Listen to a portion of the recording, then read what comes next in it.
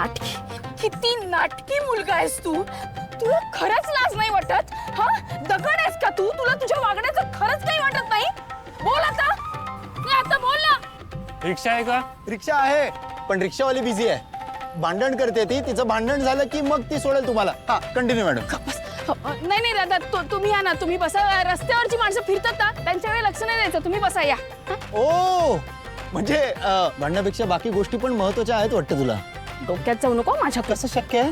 हा, मला शांतता लागते आणि इथे तुझ्या डोक्यात शांतता अजिबात नाहीये. अति अति बोलतोयस तू. थांब, तुझ्याकडे बघतेच आता. बघ. हो ताई, माझ्याकडे बघा की मी दुसरी रिक्षा बघू. नको नको, जा जा, भाडी घेऊन जा. हा, आधीच भाडी मिळत नाहीये. माझ्याशी काय आयुष्यभर भांडत राहशील. तू ना तुझ्या डोक्यात जाऊ नको. माझ्या गिराईक आहे म्हणून. दादा तुम्ही बसा, मी आलेच. गिराईक गप्पा बस. जा, रिक्षा चालू कर. मीटर कुठली? ए क्वार्टर, तू जा ना तुझ्या क्वार्टर कडे. चल. आणि ए, लक्षात ठेव, हे भांडण संपलं नाही अजून. हे भांडण उधार राहिलं माझ्यावर. व्याजा सकट परत करेल. ए, जा.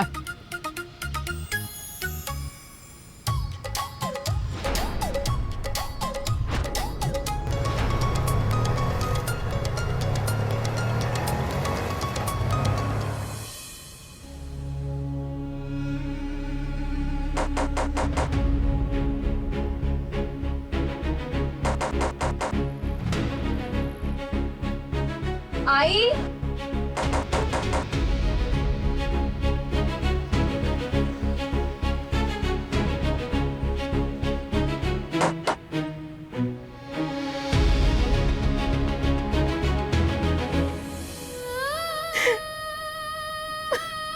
आई, आई, आई काय झालं? आई असे का बसलात तुम्ही? आई, एक मिनिट, मी पाणी आण.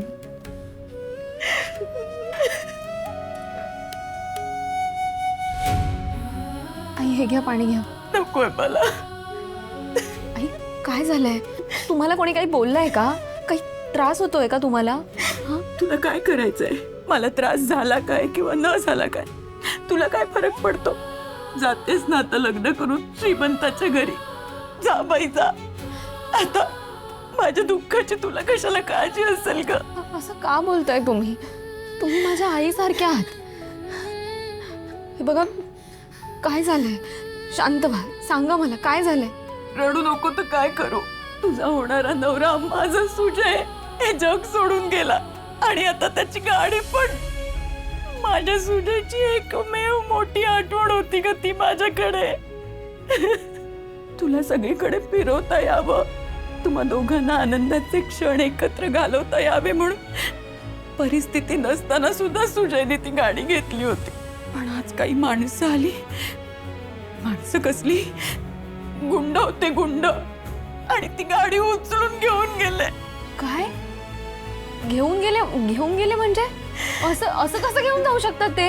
अगं मी खूप अडवलं त्यांना, खूप विनवण्या केल्या. सांगत होते माझ्या सुजायची एकच आठवण, नका घेऊन जाऊ गाडी. पण म्हणाले तुमच्या मुलांनी कर्ज काढलं होतं आणि त्यांनी नाही फेडलं ते, म्हणून आम्ही गाडी जप्त करतोय. आई प्लीज रडू नका, शांत व्हा. आई अशा वेळेस मला फोन करायचा ना, मी आले असते की नाही. आणि काय केलं असतंस तू येऊन? कर्ज फेडलं असतंस की त्या लोकांना परत घालवून दिलं असतंस? मला नाही माहित, पण काहीतरी करता आलं असतं ना. शेवटी माझ्या आणि सुजयच्या किती आठवणी आहेत त्या बाईक सोबत. आठवणी कुणाला सांगतेस ग प्रीती? काय इतकं ढोंग करतेस तू? तुझं जर माझ्या सुजयवर प्रेम असतं ना, तर गेल्यानंतर 15 दिवसातच दुसरा नवरा बघितला नसतास तू. आई तुम्ही शांत व्हा. माझं सुजयवर खरंच प्रेम होतं हे मी तुम्हाला कसंही समजून द्यायचा प्रयत्न केला तरी ते तुम्हाला कळणार नाहीये. आई तुम्ही काळजी करू नका. काही झालं ना तरी सुजयची बाईक मी आपल्या घरी पुन्हा आणेन, शब्द आहे माझा. खरंच आणशील माझ्या सुजयची गाडी परत? हो आई, मी नक्की आणेन, शब्द देते मी तुम्हाला. आई आई आलीस का? हो घे. दमलीस का ग? दमले थोडं. ऐक. हात बरा आहे का? हा बरं आहे. सावकाश दे हा, इकडे. हे घे.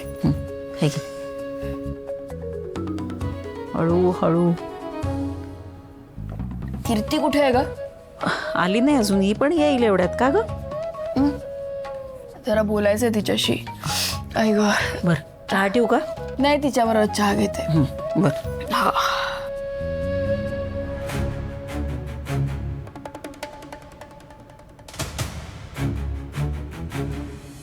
काय ग दमलीस का?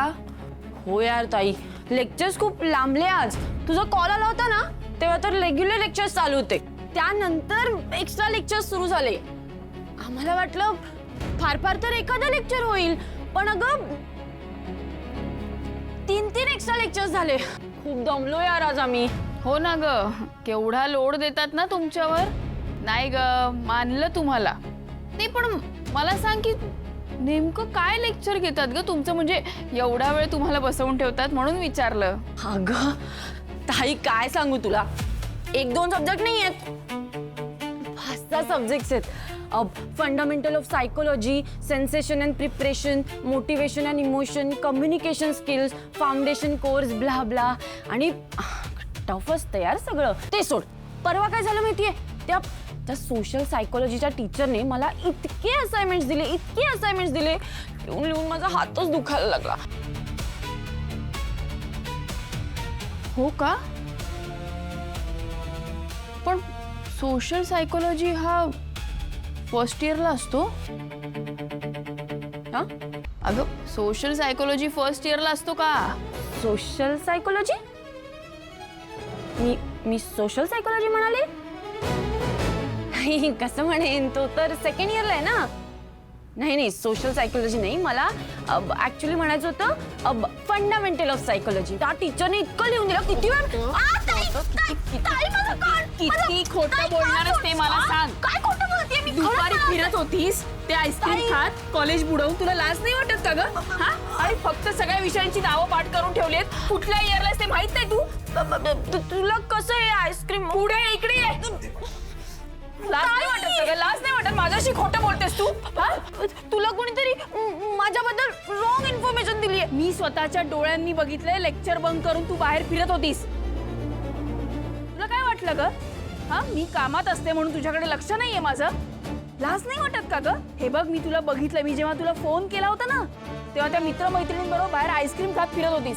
आईस्क्रीम खाण्याबद्दल प्रॉब्लेम नाहीये, पण लेक्चर बंक करून फिरत असतेस ना त्याच्याशी प्रॉब्लेम आहे. आणि वर खोटं बोलतेस. इतक्या चुका करून वर झाकायचा प्रयत्न करतेस. लाज नाही वाटत का? काय झालं काय पण? विचार, तुझ्या लाडक्या मुलीला विचार. अगं लेक्चर बंक करून फिरत असते आणि वर खोटं बोलते माझ्याशी. सॉरी आई, पण मला खरंच कंटाळा आला होता लेक्चरला बसायचा. आणि तुम्हाला कधी जेन्युइनली सांगितलं ना की आज मला कंटाळा आलाय थोडासा, तर तुम्ही ऐकता, तरी पण मला लेक्चरला बसायला सांगता. आई यार, आई आणि ताई, मी पण माणूस आहे. मला जेन्युइनली कधीतरी कंटाळा येऊ शकतो ना ग. आई, मी 1 दिवस बंक केलं तर काय झालं एवढं? काय कीर्ती हे? अगं कॉलेज बुडवून मजा करणं आपल्याला परवडण्यासारखं नाहीये. तुझ्या ज्योती ताईकडे बघ, किती कष्ट करते ती.